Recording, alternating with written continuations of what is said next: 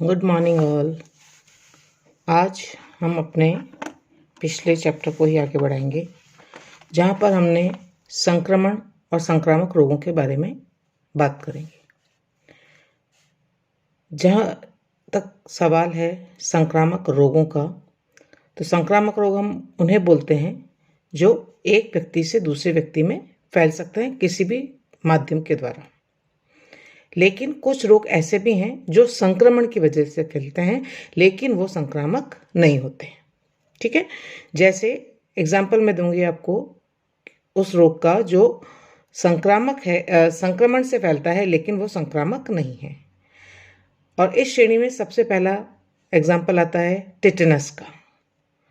आप सबने सुना होगा, जब भी हमारे कोई छोटी मोटी चोट लग जाती है तो डॉक्टर सबसे पहले क्या कहता है कि आप टिटेनस का टीका लगवा लीजिए। यदि आप मिट्टी में गिरे हैं या आपके किसी लोहे की चीज़ से चोट लग गई है या आपका खुला हुआ कोई घाव है और उस पर कोई मिट्टी हत्ती लग गई है, तो हमको सबसे पहले डॉक्टर कहता है कि टिटेनस का टीका लगवा लीजिए, अदरवाइज आप टिटेनस रोग से ग्रसित हो जाएंगे।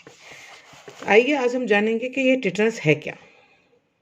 ठीक है, तो ये एक विश्वव्यापी तीव्र रोग है और इसका जो एक कारण है वो है एक जीवाणु, या जिसे माइक्रो ऑर्गेनिज्म भी कह सकते हैं, और उसका नाम है क्लॉस्ट्रीडियम टिटेनी। राइट, जो जीवाणु इस रोग के लिए जिम्मेदार है उसका नाम है क्लॉस्ट्रीडियम टिटेनी। ये जीवाणु एक्सोटॉक्सिन यानी बाह्य विष उत्पन्न करते हैं और ये जीवाणु ऐसे स्थानों पर प्रहार करते हैं शरीर पर जहाँ पर कोई चोट लगी हो या कोई क्षत विक्षत अंग हो और या उन पर दूषित मिट्टी, मल, खाद आदि लगी हो, और वहाँ से ये जीवाणु स्पोर्स के रूप में शरीर में प्रवेश करते हैं। नाड़ियों और पेशियों तक पहुंचकर ये अनेक प्रकार के विकार उत्पन्न करते हैं। ग्रामीण क्षेत्रों में इस रोग का प्रसार अपेक्षाकृत अधिक होता है, क्योंकि वहाँ पर जो बच्चे हैं आदि हैं वो धूल मिट्टी में ज़्यादा खेलते हैं और चोट लगने पर भी इतना ध्यान वहाँ पर नहीं दिया जाता। हम लोग तो सीधे अस्पताल चले जाते हैं या घर पर ही फर्स्ट एड ले लेते हैं, लेकिन ग्रामीण क्षेत्रों में इन चीज़ों का रोग प्रसार कम है, तो ये रोग वहाँ पर अपेक्षाकृत आपको अधिक मिलेगा। और निम्न आर्थिक वर्ग में 5 साल तक के बच्चों में चोट लगने पर, जंग लगे हुए उपकरणों से कट जाने पर इस रोग का होना लगभग निश्चित होता है। साथ ही आपको एक और टीकाकरण जब आपने पढ़ा था तो आपने ये भी देखा होगा कि जो गर्भावस्था के अंदर भी गर्भवती महिला को 2 टीके लगाए जाते हैं, चौथे महीने से लेकर के और 1 महीने के अंतराल पर 2 टीके लगाए जाते हैं। तो प्रसव काल में अस्वच्छ वातावरण में अशिक्षित दाइयों द्वारा अस्वच्छ उपकरणों से नवजात शिशु की नाभि रज्जु के काटने पर भी ये रोग होने की संभावना रहती है। और यही कारण है कि पुराने ज़माने में जब घर पर ही प्रसव आदि कराए जाते थे महिलाओं के, तो यदि जिस ब्लेड का या चाकू का या जिस भी धारदार हथियार का वो काम लेते थे इसको अम्बिलिकल कॉर्ड को काटने के लिए, तो वो यदि विसंक्रमित नहीं होता था तो अक्सर महिलाएं या बच्चा टिटनस से प्रभावित हो जाता था और उससे उसकी मृत्यु हो जाती थी। उचित उपचार के अभाव में इस रोग में मृत्यु होने की संभावना अधिक होती है। ये जीवाणु सामान्यतः घोड़े, गाय, बैल आदि जानवरों के मल में या मिट्टी, खाद, धूल आदि से होता है। जंग लगे उपकरणों के प्रयोग से, पिन या लोहे के चुभने से, त्वचा पर जंग लगे हुए चाकू, पिन आदि से चोट लगने पर, दांतों को पिनों से खुरेदने पर भी यह जीवाणु शरीर में प्रवेश कर सकता है। ठीक है, और हमारी आदत होती है कि हम ऑल पिन लेते हैं और दांतों को कुचलना शुरू कर देते हैं, या जो डेड स्किन होती है हम उसको पिन से या हाथों से खींचकर हम उसको निकालने की कोशिश करते हैं और वहाँ पर ओपन घाव उत्पन्न हो जाता है। और यदि वहाँ पर ये संक्रमण वाला या ये जो अगर जीवाणु वहाँ पर होंगे तो वो निश्चित रूप से इस रोग को पैदा करने में सहायक होंगे। ठीक है, आइए हम आज इसके बारे में थोड़ा सा और विस्तार से जानते हैं कि ये टिटनस है क्या। तो जैसा कि मैंने आपको बताया कि टिटनस एक अंतर्राष्ट्रीय जन स्वास्थ्य समस्या है। यह एक तीव्र रोग है जो अविकसित और विकासशील देशों के लोगों में अधिक व्याप्त है, लेकिन यह संक्रामक रोग नहीं है। अर्थात यह रोग एक व्यक्ति से दूसरे व्यक्ति में नहीं फैलता है। छूने से या उसके श्वास लेने से या उसके साथ खाने से, बैठने से ये रोग नहीं फैलता है। लेकिन ये फैलता किससे है? संक्रमण से। संक्रमित वस्तुओं का उपयोग करने से या हमारे कोई ऐसे घाव के संपर्क में हम किसी भी वजह से इन रोगाणुओं को हमारे शरीर में प्रवेश करने देते हैं और उसको संक्रमण का अवसर देते हैं, तो ये रोग होना निश्चित है। टिटनस जो शब्द है वो प्राचीन ग्रीक भाषा के शब्द टेटविव टिनाइन, ठीक है, स्पेलिंग है इसकी TETVIVE, टिटेविव टिनाइन TEINEIN से लिया गया है और इसका अर्थ होता है टू स्ट्रेच, यानी खींचना। और जैसा कि आपको अगर इस रोग के लक्षण पता हो तो इस रोग की स्थिति में भी शरीर की पेशियों में तीव्र संकुचन होने लगता है, जिसके कारण पेशियां खिंचने लगती है और उनमें ऐंठन होने लगती है। इसी रोग को बंद जबड़ा या ट्रिस्मस भी कहते हैं।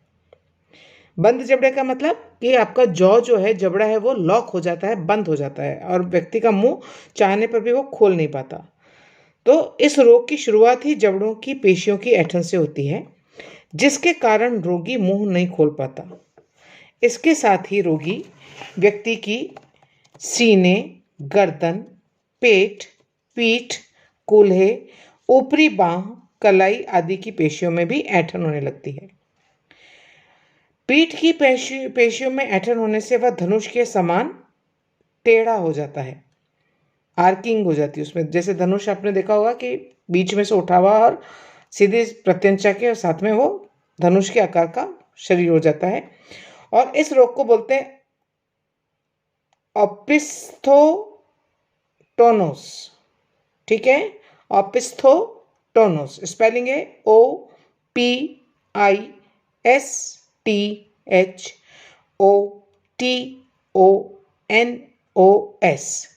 ओपिस्थोटोनस। रोग की तीव्रता की स्थिति में श्वास में भाग लेने वाली मांसपेशियों में भी संकुचन होने लगता है, जिसके फलस्वरूप रोगी को श्वास लेने में तकलीफ होती है। टिटनस रोग में मुख्य रूप से शरीर की ऐच्छिक पेशियां प्रभावित होती हैं और उन्हीं में निरंतर संकुचन होता रहता है। लंबी अवधि तक पेशियों में संकुचन के कारण तीव्र दर्द रहने लगता है, जिसे टिटैनी कहते हैं, और इसके कारण कई बार पेशियों में फ्रैक्चर हो जाता है और पेशियां टूट फूट जाती हैं। टिटनस जो है वो, जैसा मैंने आपको पहले बताया, क्लॉस्ट्रीडियम टिटैनी नामक जीवाणु से होता है। क्या नाम है? क्लॉस्ट्रीडियम टिटैनी, CLOSTRIDIUM, क्लॉस्ट्रीडियम टिटैनी, TETANI, इस नामक जीवाणु से होता है।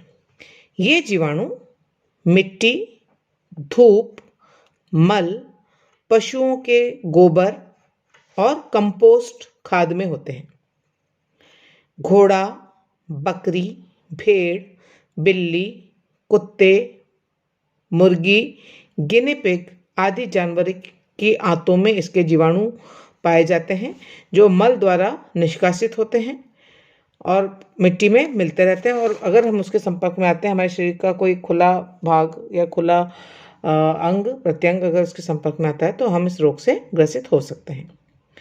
क्लॉस्ट्रीडियम टिटैनी 1 ग्राम पॉजिटिव दंडाकार यानी छड़ के आकार के अवायवी यानी एनारोबिक जीवाणु हैं, जो स्पोर के रूप में रहते हैं और घाव के द्वारा शरीर में प्रवेश करते हैं।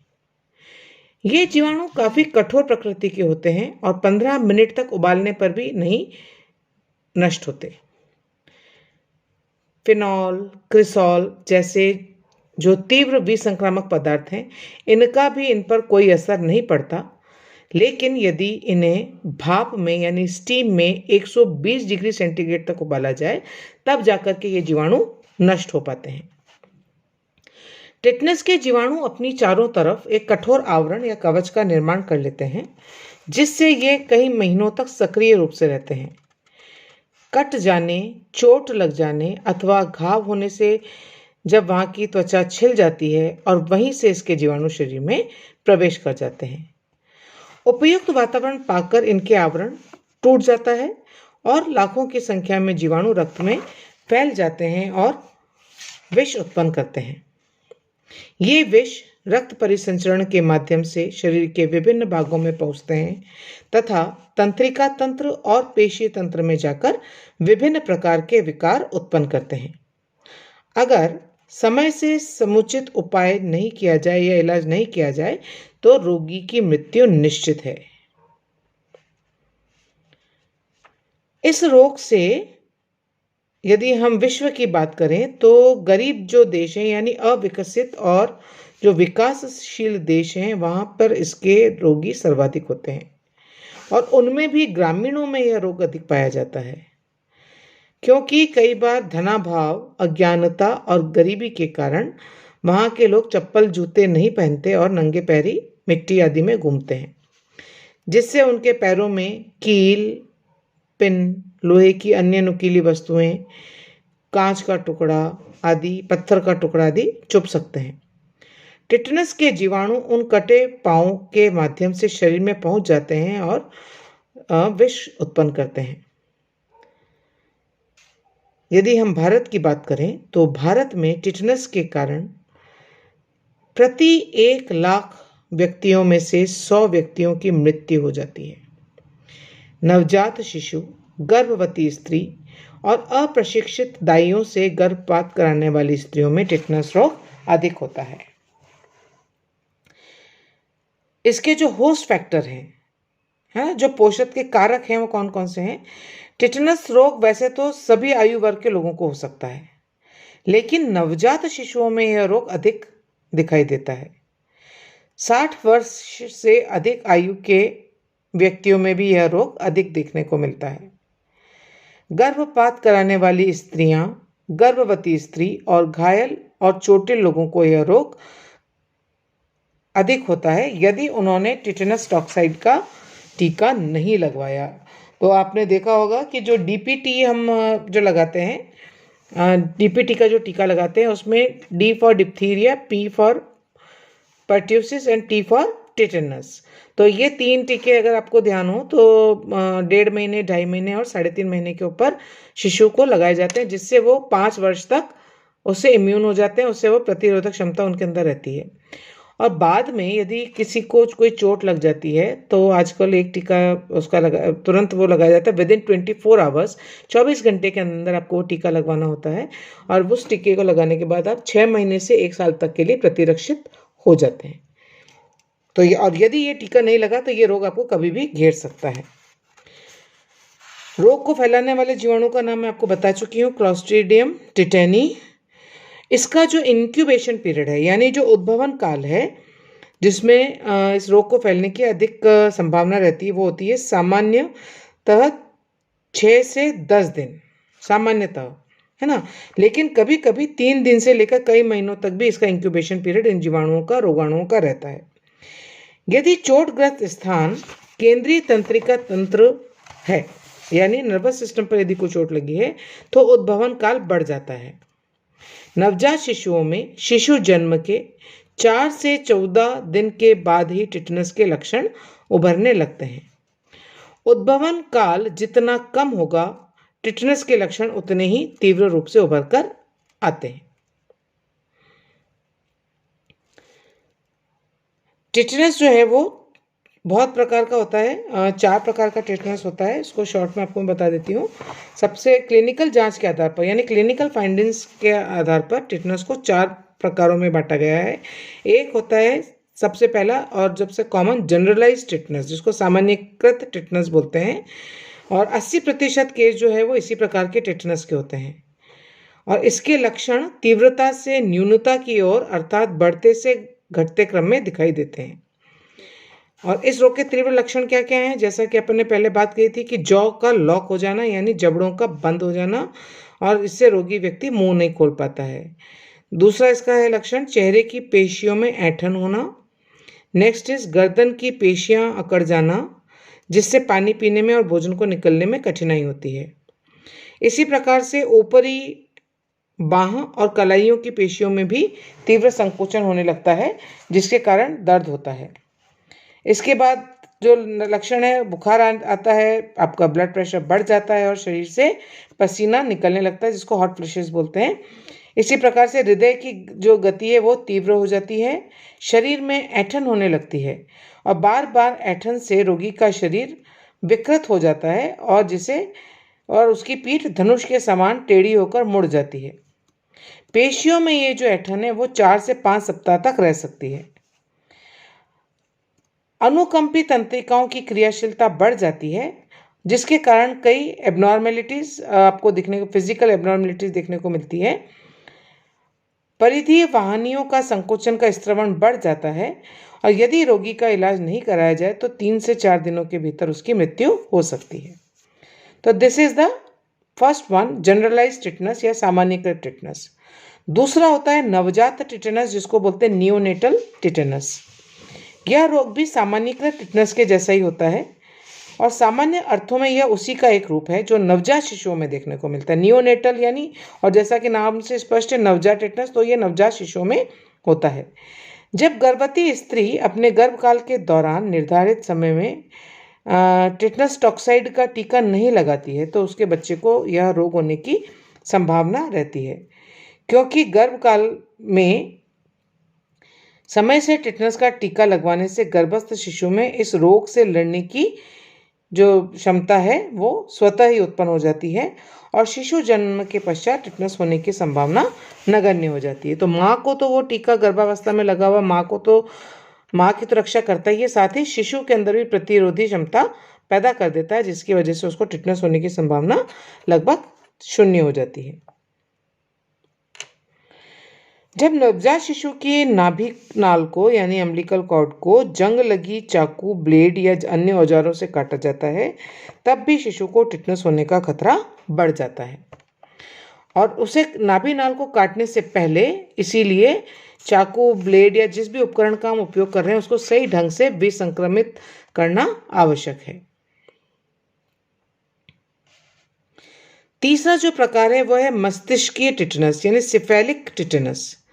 इस प्रकार का टिटनस बहुत ही कम रोगियों में देखने को मिलता है और जब व्यक्ति जंग लगी सेफ्टी पिन से अपने कानों को कुरेद देता है, कानों में भी हमारी आदत होती है कि कान को साफ करने के लिए हम पिन का प्रयोग करते हैं, तो जब हम कानों को कुरेदते हैं तो इसके जीवाणु मध्य कर्ण से होते हुए मस्तिष्क में पहुंच जाते हैं और सिर में चोट लगने के कारण भी यह रोग हो सकता है। मस्तिष्कीय टिटनस में मुख्य रूप से खोपड़ी यानी क्रेनियल नर्व्स, खोपड़ी की तंत्रिकाएं प्रभावित होती हैं। एंड लास्ट टाइप है वो है लोकल टिटनस या स्थानिक टिटनस। यह टिटनस भी कम ही लोगों में होता है। शरीर के जिस अंग में घाव या चोट होती है वहाँ की पेशियों में तीव्र ऐंठन और दर्द होने लगता है, जो कई महीनों तक रहता है। फिर धीरे धीरे दर्द में कमी आने लगती है। यदि समय से इसका इलाज नहीं करवाया जाए तो यह धीरे धीरे सामान्यकृत टिटनस में परिवर्तित हो जाता है और रोगी की जान खतरे में पड़ सकती है। अब हम आते हैं इसके प्रसार के ऊपर कि रोग का प्रसार कैसे होता है, इस रोग का यानी टिटनस का प्रसार कैसे होता है। तो जो पहले कई बातें हम पहले कर चुके हैं कि सबसे पहला जो इसका रीज़न है कि चोट लग जाने पर, कट जाने पर, घाव होने पर और जलने पर, आग से जल जाने पर इस रोग के जीवाणु उस स्थान से शरीर में प्रवेश कर जाते हैं और रोग को फैलाते हैं। इसी प्रकार से जंग लगे चाकू, ब्लेड, फॉर्सेप आदि से यदि नवजात शिशु की नाभि नाल को काटें तब भी यह रोग हो सकता है। इसके अलावा अस्वच्छ वातावरण में अस्वच्छ तरीके से अप्रशिक्षित दाई द्वारा यदि प्रसव अथवा गर्भपात कराया जाए तब भी इस रोग के होने की संभावना काफ़ी बढ़ जाती है। जंग लगे उपकरणों से चोट लग जाने, जंग लगी कील, पिन, दरवाजे के हैंडल या सुई चुभने से, दांतों और कानों को ऑलपिन या सेफ्टी पिन से कुरेदने पर इस जीवाणु के एंडोस्पोर शरीर में प्रवेश कर जाते हैं और वहाँ पर उचित वातावरण पाकर ये जीवाणु विकसित हो जाते हैं और रोग उत्पन्न करते हैं। इसी प्रकार से मिट्टी, खाद आदि में इसके जीवाणु पनपते हैं, जो कटे पाँव, हाथ और पाँव के कटे हुए भाग से शरीर में पहुंच सकते हैं और रोगों का प्रसार कर सकते हैं। और एक और जो सबसे महत्वपूर्ण है, टीकाकरण नहीं करवाने से। तो कई बार अंधविश्वास के चलते हम बच्चों का टीकाकरण नहीं करवाते, और कभी हम अति आत्मविश्वास के चलते भी हम बड़े लोगों में भी कभी कोई चोट लग जाती है तो हम उसका टीकाकरण नहीं कराते, कि हम टिटनेस का टीका लगवाने से डरते हैं, तब भी इस रोग के होने की संभावना हो सकती है और ये रोग फैल सकता है। अब हम आते हैं इस रोग के लक्षण पर, सिम्टम्स पर। तो जैसा कि अपन ने देखा कि इसमें क्या मेन सिम्टम क्या है कि पेशियों की ऐंठन। तो टिटनेस की शुरुआत ही पेशियों की ऐंठन और पीड़ा से, दर्द से होती है। शरीर में प्रवेश करने के बाद टिटनेस के जीवाणु एक घुलनशील बाह्य टॉक्सिन का निर्माण करते हैं, जिसका प्रभाव तंत्रिका तंत्र और पेशीय तंत्र पर पड़ता है। सबसे पहले इसमें जबड़े की पेशियां प्रभावित होती हैं और जबड़े को बंद कर देती हैं, और स्थिति ट्रिस्मस या जॉ लॉक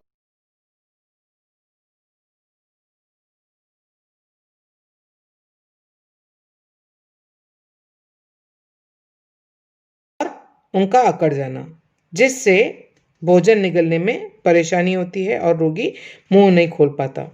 इसी प्रकार से छाती, पेट, पीठ, कूल्हे की पेशियों में संकुचन होने लगता है। पीठ की पेशियों में ऐंठन के कारण वे पीछे की तरफ मुड़ जाती हैं और शरीर धनुष जैसा टेढ़ा हो जाता है, और इसी कारण से टिटनेस को धनुष टंकार रोग भी कहते हैं। ये एक नया नाम है, इसका पर्यायवाची है।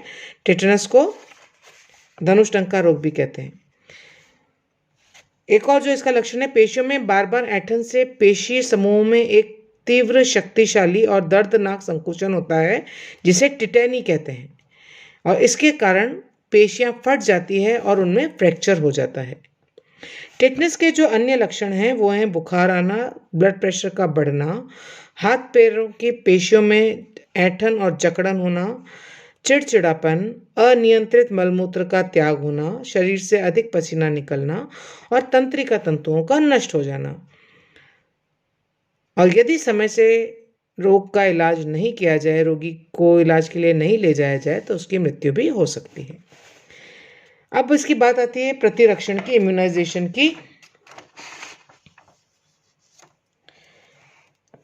तो शिशु में यानी पैदा होने के बाद शिशुओं को टिटनेस टॉक्साइड का टीका 6 सप्ताह से 9 महीने की आयु में लगाना चाहिए, और प्रत्येक टीके के बीच में 1 माह का अंतर रखा जाना चाहिए। यानी यदि आपने 6 सप्ताह यानी 1.5 महीने का, तो प्रथम टीका यदि आपने 1.5 महीने में लगवाया है तो आप दूसरा टीका 2.5 पर और तीसरा महीना 3.5 पर। ये कम से कम अंतराल है, और यदि आप ये अंतराल नहीं रख रहे हैं तो कम से कम 1 महीने का अंतराल रखते हुए 1.5 महीने से 9 महीने के बीच में हमको इन तीनों टीकों को लगवा लेना चाहिए, राइट। और इसके बाद में 1.5 साल से 2 साल के बीच में, यानी 18 माह से 24 माह में टिटनेस का बूस्टर डोज लगाया जाता है, और इसके बाद में 5 से 6 वर्ष की आयु में भी इसका टीका लगाना चाहिए।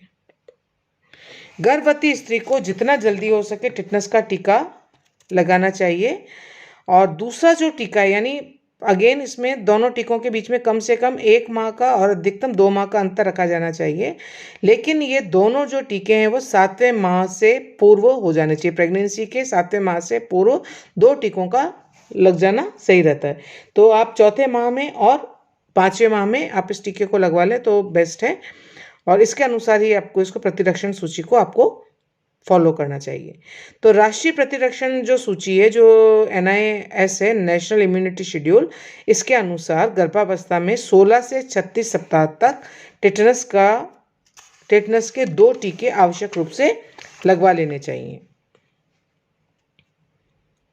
और वयस्क व्यक्तियों में 10 वर्ष के अंतराल में यदि चोट लगे चाहे न लगे, उसमें आपको 10 वर्ष के अंतराल में टिटनेस टॉक्साइड का टीका लगवा लेना चाहिए, राइट। नाउ अब हम आते हैं इसके बचाव पर या प्रिवेंटिव मेजर्स पर।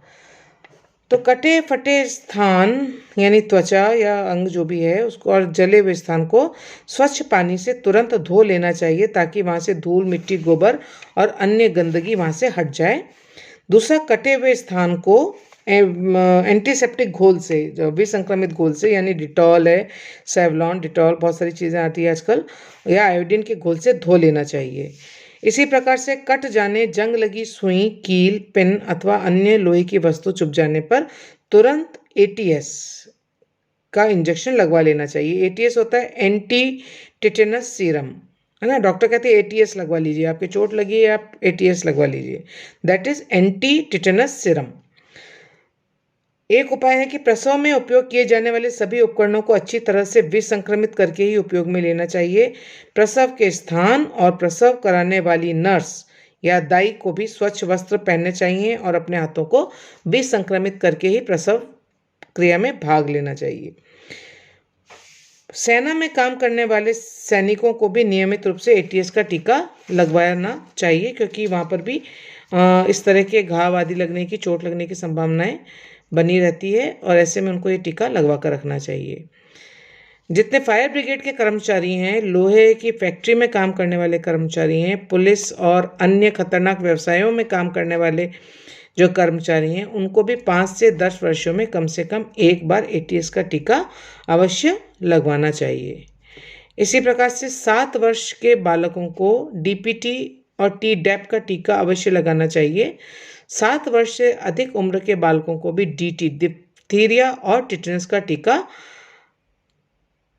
जरूर से लगवाना चाहिए। ये सारी बूस्टर डोज हैं, और जो बेसिक डोज हैं वो आपकी 1.5 महीने से लेकर के 9 महीने के बीच में आपको 3 टीके अवश्य रूप से लगवाने चाहिए। तो ये सारी जानकारी है इसके बारे में, जिसमें आपने उसके कॉजेज देख लिए, आपने उसका इंक्यूबेशन पीरियड देख लिया, आपने उसके सिम्टम्स देख लिया और उसके प्रिवेंटिव मेजर्स भी देख लिए। That's all about tetanus.